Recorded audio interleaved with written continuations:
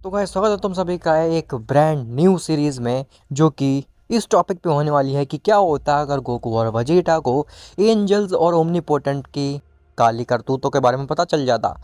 वैसे तो एंजल्स और ओमनीपोटेंट ज़ेनो बहुत ज़्यादा अच्छे हैं, लेकिन इस सीरीज़ में उनके कुछ और ही प्लान्स थे मल्टीवर्स को लेकर के, जो कि बिल्कुल भी अच्छे नहीं थे। लेकिन जैसे ही उसके बारे में गोकू और वेजिटा को पता चलता है, तो वो कैसे डिस्ट्रॉयर्स के साथ में मिल करके ओमनीपोटेंट जेनो और एंजल्स के प्लान को रिवर्स करने की कोशिश करते हैं और कैसे अपने मल्टीवर्स को एक सही राह दिखाते हैं। क्या गोकू वेजिटा इसमें कामयाब हो पाएंगे, वो सब तो तुम्हें इस सीरीज़ को देखने के बाद में ही पता चलेगा।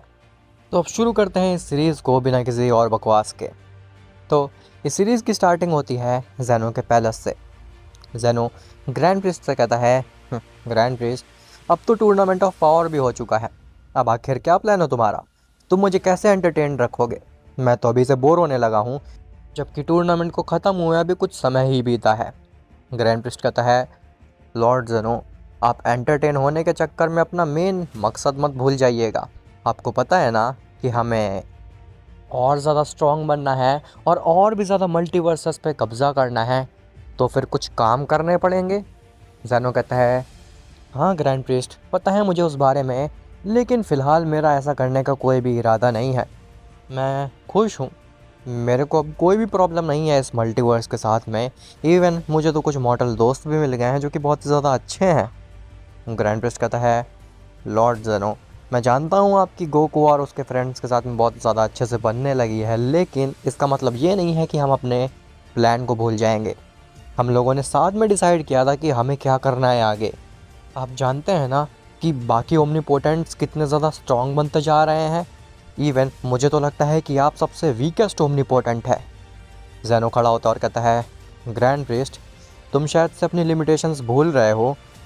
तुम भूल रहे हो कि तुम मेरे अटेंडेंट हो।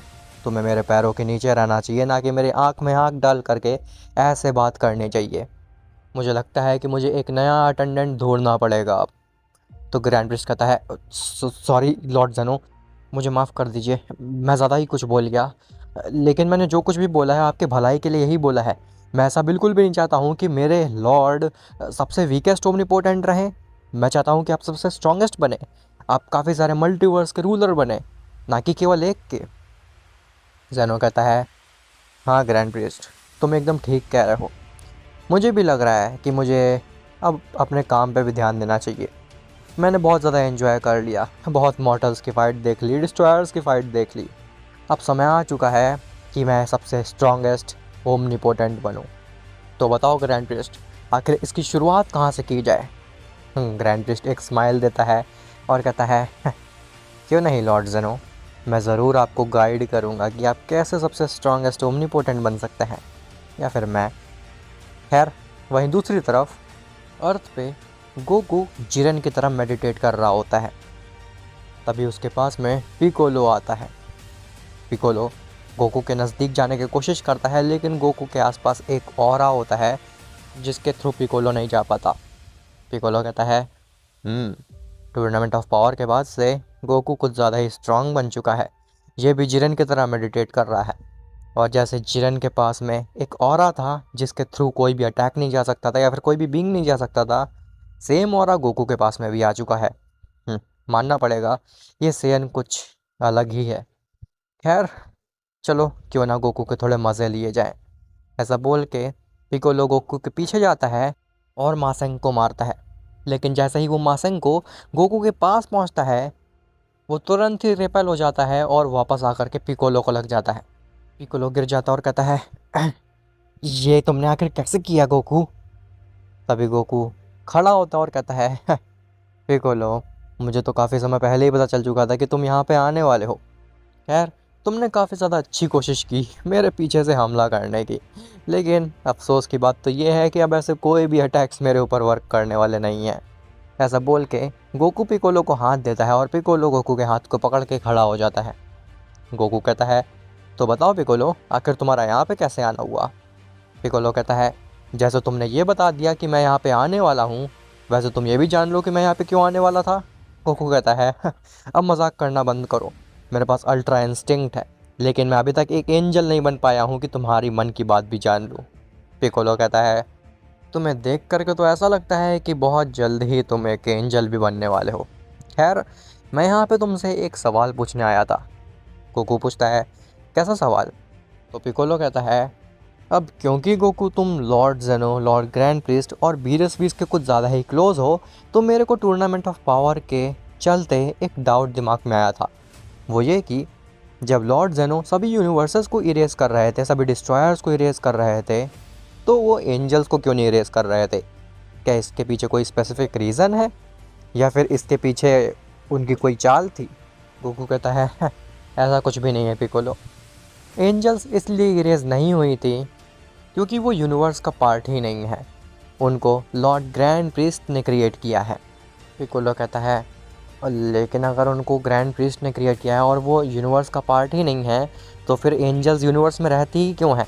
वो ग्रैंड प्रीस्ट के पास में क्यों नहीं रहती हैं, या फिर जेनो के पैलेस पे क्यों नहीं रहती हैं? गोकू कहता है, "हाँ, तुम लॉर्ड बीरस और बाकी डिस्ट्रॉयर के बारे में जानते नहीं हो पिकोलो। वो लोग बहुत ही ज़्यादा आलसी हैं। अगर डिस्ट्रॉयर्स को अकेला छोड़ दिया जाएगा यूनिवर्स में, तो फिर वो अपनी मन मर्जी करेंगे। जब उनका मन करेगा तब सो जाएंगे, जब उनका मन करेगा वो प्लेनेट डिस्ट्रॉय कर देंगे। इसीलिए एंजल्स को रखा गया है ताकि वो डिस्ट्रॉयर्स के ऊपर नज़र रखें कि वो सही से काम कर रहे हैं या फिर नहीं कर रहे हैं। पिकोलो कहता है, ओ तो ये बात है, अगर ऐसा है तो फिर ठीक है। मैंने तो कुछ और ही सोच लिया था। गोकू कहता है, क्या क्या तुमने एंजल्स के अराउंड कोई कंस्पिरेसी बना दी थी? तो पिकोलो कहता है, हाँ हाँ ऐसा ही कुछ। गोकू कहता है, ओह तो फिर मुझे भी सुनाओ, आखिर वो क्या कंस्पिरेसी थी? तो पिकोलो कहता है, मुझे लगा कि टूर्नामेंट ऑफ पावर तो बस एक बहाना है। लॉर्ड जेनो को तो सारे यूनिवर्सेस इरेज करने थे। गोकू कहता है, लेकिन आखिर वो ऐसा क्यों ही करेंगे पिकोलो? लॉर्ड जेनो जिस मल्टीवर्स पे रूल करते हैं, जिन यूनिवर्सेस पे रूल करते हैं, उन्हीं को वो क्यों इरेज करना चाहेंगे, वो भी जानबूझ के? पिकोलो कहता है, अब उसके बारे में तो मुझे आइडिया नहीं है, लेकिन बस मुझे उनका बिहेवियर देख करके ऐसा लगा कि वो चाहते ही थे हमारे यूनिवर्सेस को इरेज करना। खैर वो सब छोड़ो, मुझे तुम ये बताओ कि आखिर तुम कितने दिन से मेडिटेशन कर रहे हो, और आखिर तुमने मेडिटेशन क्यों स्टार्ट कर दी? तो गोकू कहता है, पिकोलो मैंने टूर्नामेंट ऑफ पावर के बाद में समझा कि केवल फिजिकल पावर ही इम्पोर्टेंट नहीं है, हमारे पास में इनर पावर भी होनी चाहिए। तुमने देखा नहीं टूर्नामेंट ऑफ पावर में जिरन स्टार्टिंग में कैसे केवल अपने माइंड की मदद से जितने भी मॉर्टल्स थे सबको धूल चटा रहा था? वो अपने हाथ का भी यूज़ नहीं कर रहा था लिटरली। पिकोलो कहता है, हाँ वो तो है। खैर जिरन काफ़ी ज़्यादा ओपी तो था, ये चीज़ तो मैं कहूँगा, और उसने मुझे काफ़ी ज़्यादा इम्प्रेस भी किया। गोकू कहता है, हाँ मैं उससे काफ़ी ज़्यादा इम्प्रेस भी हुआ और उससे इंस्पायर्ड भी, इसीलिए मैं उसी की तरह मेडिटेशन कर रहा हूँ ताकि मैं भी अपने इनर सेल्फ को स्ट्रॉन्ग बना सकूँ और उसी की तरह चीज़ों को माइंड से भी कंट्रोल कर सकूँ, क्योंकि मुझे पता है कि फ्यूचर में मॉडल्स और भी ज़्यादा स्ट्रॉन्ग होंगे और जिरन से स्ट्रॉन्ग ओपोनेंट्स मेरे सामने आएंगे, जिनसे लड़ने के लिए मुझे इनर पावर भी चाहिए ही होगी। पिकोलो कहता है, लेकिन आखिर तुम ये मेडिटेशन कर कितने समय से रहे हो? गोकू कहता है, यही कुछ 1-2 हफ्ते। पिकोलो कहता है, क्या? इसका मतलब है कि तुमने 1-2 हफ्ते से खाना तक नहीं खाया? गोकू कहता है, नहीं मैं 1-2 हफ्ते से बस मेडिटेशन ही करे जा रहा हूँ, और अब मेरे को काफ़ी ज़्यादा स्ट्रॉन्ग फील हो रहा है, और अब मैंने माइंड को अपने इतना ज़्यादा स्ट्रॉन्ग कर लिया है कि मैं लिटरली कुछ भी कर सकता हूँ अपने माइंड से। इसीलिए तो मैंने तुम्हारे मासेंको को भी इतनी आसानी से डिफ्लेक्ट कर दिया था पिकोलो। क्या तुमने नोटिस नहीं की वो चीज़? पिकोलो कहता है, इनसेन गोकू, मानना पड़ेगा तुम्हारे अंदर जो स्ट्रॉन्ग बनने की आग है वो डेफिनेटली तुम्हें एक नई ऊंचाइयों पे ले जाएगी। मैं बहुत ज़्यादा इम्प्रेस होता हूँ तुमसे कभी कभी। खैर अब मैं यहाँ से जाता हूँ, मेरी ट्रेनिंग का भी समय हो चुका है। गोकू कहता है, ठीक है पिकोलो, लेकिन जब तुम फ्री हो ना तो मेरे साथ हाइपरबोलिक टाइम चेम्बर में चलना, मैं तुम्हारे साथ में कुछ फाइटें करना चाहता हूँ और ज़्यादा अपने आप को ट्रेन करना चाहता हूँ। पिकोलो कहता है, हाँ क्यों नहीं, लेकिन मुझसे वादा करो कि तुम MUI का इस्तेमाल नहीं करोगे। गोकू कहता है, हो तो तुम MUI से इतना ज़्यादा डर गए पिकोलो?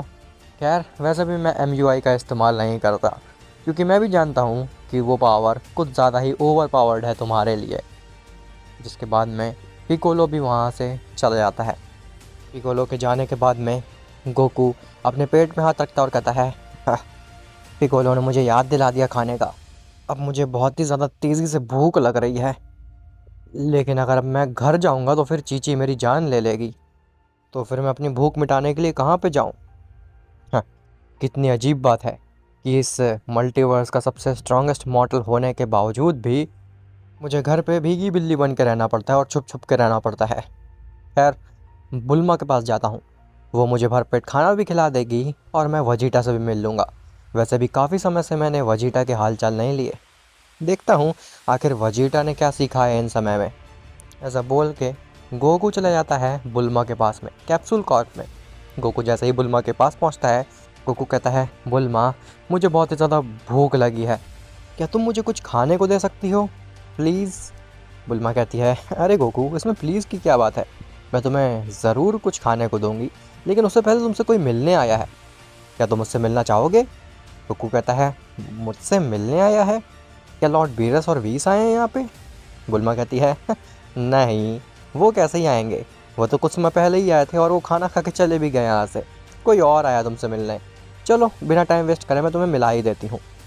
ऐसा बोल के बुल्मा गोकू का हाथ तेज़ी से पकड़ती है ताकि वो छूट ना पाए और उसको खींच के ले जाती है कैप्सूल कॉर्प के अंदर, जहाँ पे गोकू देखता है कि सामने उसकी चीची खड़ी हुई है।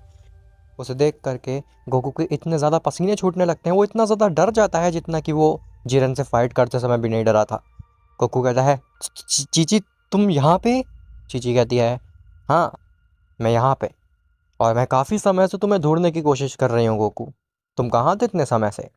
काफ़ी समय से तुम घर ही नहीं आए हो। गोकू कहता है, मैं तो बस वो मेडिटेट कर रहा था थोड़ा सा, और मैं तो भूल ही गया था खाना खाने के बारे में। चीची गोकू के पास आती है और कहती है, तुम्हें पता है ना कि तुम एक फादर बन चुके हो? अब तुम्हारी चीज़ों का असर गोटेन पे भी होने लगा है, वो भी बहुत ही कम स्कूल जाने लगा है। अगर तुम ऐसे ही हरकतें करते रहोगे, घूमते रहोगे पूरा दिन, तो फिर गोटेन पे क्या असर पड़ेगा? वो भी तुम्हारी तरह ही बस फाइट करता रह जाएगा ज़िंदगी भर। गोकू कहता है, तो उसमें बुराई क्या है? तुम जानती हो चीची, तुम्हारा हस्बैंड इस मल्टीवर्स का सबसे स्ट्रॉन्गेस्ट मॉडल है। चीची कहती है, लेकिन उससे क्या फ़र्क पड़ता है? तुम्हारे लॉर्ड बीरस, लॉर्ड वीस हमारे घर आकर के पैसे तो नहीं देते रहना हमें, तो फिर तुम्हारे स्ट्रॉन्गेस्ट होने का फ़ायदा ही क्या है? गोकू कहता है, बस इतनी सी बात, मैं अभी लॉर्ड जेनो से बात करता हूँ और वो हमें इस एग्जिस्टेंस का सबसे अमीर इंसान बना सकते हैं। तुम जानती हो ना मेरी कितनी ऊपर तक पहचान है। चीची कहती है, अब अपनी बकवास बंद करो, मुझे दिख रहा है कि तुम बहुत ज़्यादा कमज़ोर हो चुके हो, तुमने खाना नहीं खाया काफ़ी समय से, पहले कुछ खा लो, उसके बाद सीधा जाओ घर पे और गोटेन को कुछ सिखाओ। वो भी बहुत ज़्यादा अजीब बिहेव करने लगा है काफ़ी समय से। जिसके बाद में गोकू खाना खाता है, तो खाना खाते खाते गोकू बुल्मा से पूछता है, बुल्मा, आखिर वजीटा कहाँ पे है? मैं जब से यहाँ पे आया हूँ मुझे वजीटा कहीं देखने को नहीं मिल रहा। बुल्मा कहती है, वो अपनी ट्रेनिंग कैप्सूल में ट्रेनिंग कर रहा होगा, वो काफ़ी समय से ट्रेनिंग कर रहा है अपने कैप्सूल में। गोकू कहता है, क्या मैं उससे एक बार के लिए मिल सकता हूँ? बुल्मा कहती है, वैसे तो उसने मुझे मना कर रखा है कि मैं किसी को भी उसकी ट्रेनिंग कैप्सूल पे ना जाने दूं, लेकिन मुझे नहीं लगता है कि वो तुम्हें देखेगा तो बुरा मानेगा। तुम जा सकते हो गोकू, पहले अपना खाना तो ख़त्म कर लो। इसके बाद गोकू अपना खाना ख़त्म करता है और सीधे जाता है वजीटा की ट्रेनिंग कैप्सूल में। जैसे ही गोकू वजीटा की ट्रेनिंग कैप्सूल के अंदर घुसता है तो उसके पास एक रोबोट उड़ के आता है। गोकू कहता है, ये क्या है? तभी वजीटा उस रोबोट को डिस्ट्रॉय कर देता है और कहता है, कैकारॉट, तुम यहाँ पे क्या कर रहे हो? गोकू कहता है, वजीटा, आखिर तुम कितनी ग्रेविटी में फाइट कर रहे हो यहाँ पे, और तुमने ये क्या पहन रखा है? वजीटा कहता है, तुम मेरी बात छोड़ो, पहले तुम बताओ तुम्हारा यहाँ पे कैसे आना हुआ। मैंने बुल्मा से मना किया था ना कि वो किसी को भी यहाँ ना आने दे, तो फिर तुम अंदर कैसे आए? गोकू कहता है, मैं बुल्मा की परमिशन से ही आया हूँ, और मैं तो बस तुमसे मिलने आया था, तुम इतना ज़्यादा अजीब क्यों बिहेव कर रहे हो वजीटा? वजीटा नीचे आता और कहता है, क्या ही फ़र्क पड़ता है, बताओ, क्या तुम्हें मुझसे कुछ काम है? गोकू कहता है, नहीं, मैं तो बस तुम्हें देखने आया था कि आखिर तुम कितने ज़्यादा शक्तिशाली बन चुके हो और तुम क्या सीख रहे हो। वजीटा कहता है, तुम्हें दिख नहीं रहा है कि मैं अपनी फिजिकल स्ट्रेंथ को कितना ज़्यादा बढ़ा चुका हूँ? मैं 1 टन का सूट पहने हुए हूँ और अर्थ की 100 टाइम्स ग्रेविटी में फ़ाइट कर रहा हूँ। मेरी बात छोड़ो, तुमने क्या सीखा टूर्नामेंट ऑफ पावर के बाद से? मुझे तो लग रहा है कि तुम अल्ट्रा इंस्टिंक्ट को पाने के घमंड में होगा और तुमने ट्रेनिंग करना छोड़ ही दिया होगा। गोकू कहता है, नहीं, ऐसा बिल्कुल भी नहीं है। मैं पिछले 7 दिन से मेडिटेशन कर रहा था और अपने इनर सेल्फ को मजबूत कर रहा था, एकदम जिरन की तरह। वजीटा हंसने लगता और कहता है, तो तुम उस जिरन की नकल करना चाहते हो? सेयंस कभी किसी की नकल नहीं करते। तो गोकू कहता है, ऐसी बात है तो फिर तुम्हारे पास में सुपर सेयन क्यों है? और मुझे भी पता है कि तुम्हें भी MUI फॉर्म चाहिए। तुम्हारे पास में MUI फॉर्म नहीं है, इसीलिए तुम मुझसे जल रहे हो ना वजीटा। वजीटा अपना मुंह फेरता और कहता है, कुछ भी, तुम कुछ भी बकवास करोगे और मैं मान लूँगा। बस बहुत बात हो गई, अब निकल जाओ मेरे ट्रेनिंग कैप्सूल से। मुझे यहाँ पे और ट्रेनिंग करनी है और अपने आप को स्ट्रॉन्ग करना है। और हाँ कैकरॉट, याद रखना कि आने वाले समय में बहुत जल्द ही मैं तुम्हें बीट करने वाला हूँ। तुम्हारी MUI फॉर्म भी मेरे सामने काम नहीं आने वाली। गोकू कहता है, वो तो वक्त ही बताएगा वजीटा। ऐसा बोल के गोकू उस वजीटा की ट्रेनिंग कैप्सूल से बाहर निकल जाता है। खैर, वहीं दूसरी तरफ बीरस आराम कर रहा होता है अपने प्लेनेट पे, लेकिन उसकी नींद खुल चुकी होती है। उसको समझ में आ रहा होता है उसके अगल बगल में क्या चल रहा है। तभी बीरस के कान में आवाज़ आती है वीस की। वीस अपने स्टाफ में बात कर रहा होता है ग्रैंड प्रीस्ट से। वीस बीरस की तरफ देखता है तो उसे लगता है कि बीरस सो रहा है, जबकि बीरस सब कुछ सुन रहा होता है। ग्रैंड प्रीस्ट वीस से कहते हैं, वीस, अब समय आ चुका है इस मल्टीवर्स को अलविदा कहने का। वीस कहता है, लॉर्ड ग्रैंड प्रीस्ट, वो समय इतना जल्दी आ गया? मुझे लगा था कि अभी मुझे और इन्जॉय करने का मौका मिलेगा। ग्रैंड प्रीस्ट कहता है, नहीं वीस, अब समय आ चुका है। अब हमें लॉर्ड जेनो को और भी ज़्यादा शक्तिशाली बनाना है। वो इस मल्टीवर्स में ही नहीं रह सकते हैं, उनको और भी मल्टीवर्स पे कब्जा करना है और सबसे स्ट्रॉन्गेस्ट ओमनीपोटेंट बनना है। तुम तो जानते ही हो ना कि इस एग्जिस्टेंस में ओमनीपोटेंट्स की रेस लगी हुई है कि कौन सबसे स्ट्रॉन्गेस्ट ओमनीपोटेंट है। तो लॉर्ड जेनो उस रेस में सबसे आगे निकलना चाहते हैं। बाकी की बात मैं यहाँ पे करूँगा तुम्हारे साथ में। मैंने बाकी एंजल्स को भी बुला लिया है। सारे एंजल्स अभी लॉर्ड जेनो की पैलेस पे आते ही होंगे। तुम भी जल्द से जल्द यहाँ पे आ जाओ ताकि हम अपनी मीटिंग स्टार्ट कर सकें। वीस कहता है, जी माय लॉर्ड, जैसा आप कहें। ग्रैंड प्रिस्ट कहता है, लेकिन वीस, कहीं बीरस ने इस बारे में सुन तो नहीं लिया? वीस बीरस की तरफ देखता है और कहता है, नहीं लॉर्ड ग्रैंड प्रिस्ट, वो तो आराम से सो रहे हैं। उस बेचारे को तो आइडिया ही नहीं है कि उसकी यूनिवर्स के साथ में आगे क्या होने वाला है। ऐसा बोल के ग्रैंड प्रिस्ट और वीस दोनों ही हंसने लगते हैं, जिसके बाद में वीस अपने स्टाफ को बंद करता है और वहाँ से चला जाता है। बीरस ये सारी चीज़ें सुन लेता है और वो शॉक्ड रह जाता है। बीरस कहता है, क्या जो मैंने अभी सुना वो सच था या फिर मैं कोई सपना देख रहा हूँ? नहीं, ये सपना नहीं हो सकता है, मैं जाग रहा हूँ। क्या ग्रैंड प्रीस्ट और बाकी एंजल्स ईविल हैं? क्या वाकई में हमारे मल्टीवर्स की तरह और भी मल्टीवर्स एग्जिस्ट करते हैं? लेकिन लॉर्ड जेनो ने आखिर हमसे ये बात छुपाई क्यों? आखिर वो करना क्या चाहते हैं इस मल्टीवर्स के साथ में? नहीं, मुझे जल्द से जल्द इसके बारे में बताना होगा किसी ना किसी को। मुझे सभी डिस्ट्रॉयर्स को आगाह करना होगा इस बारे में और सभी को इकट्ठा करना होगा एक जगह, ताकि हम मिल करके इसके खिलाफ कुछ कर सकें। लेकिन क्या सभी डिस्ट्रॉयर्स मेरी बात मानेंगे? मुझे नहीं लगता ऐसा। खैर, मुझे उनसे बात तो करनी ही होगी, फिर चाहे जो भी हो। जिसके बाद बीरस दोबारा से सोने की एक्टिंग करता है और वेट करता है वीस के वहाँ से जाने की। जैसे ही बीरस को सेंस हो जाता है कि वीस की गायब हो चुकी है, वो यहाँ से जा चुका है। जिसके बाद बीरस खड़ा होता है और सोचने लगता है कि अब उसको क्या करना चाहिए। उसे सबसे पहले किसी ये बात बतानी चाहिए, कौन उसकी बात को मानेगा। तभी उसके दिमाग में गोकू और वजीटा आते हैं। बीरस कहता है, हाँ, मुझे अर्थ पे जाना चाहिए, लेकिन मैं बिना वीस के अर्थ पे कैसे जा सकता हूँ? शिट, मैं कुछ कर ही नहीं सकता हूँ। मुझे वीस की हेल्प चाहिए ही होगी। कोई नहीं, मैं वीस को यहाँ पे आने देता हूँ और ऐसा प्रिटेंड करूँगा कि मैं जस्ट अभी उठा हूँ और मैंने वीस की कोई भी बात नहीं सुनी। हाँ, यही ठीक रहेगा। अब आखिर क्या बीरस सही समय पे सभी को ये बात के बारे में इन्फॉर्म कर पाएगा और मल्टीवर्स को बचाने के लिए कोई स्टेप चलेगा? वैसे तो बीरस को भी नहीं पता है कि उसका मल्टीवर्स सच में डिस्ट्रॉय होने वाला है या फिर कुछ और होने वाला है मल्टीवर्स के साथ में। और आखिर जेनो का क्या प्लान है मल्टीवर्स को लेके?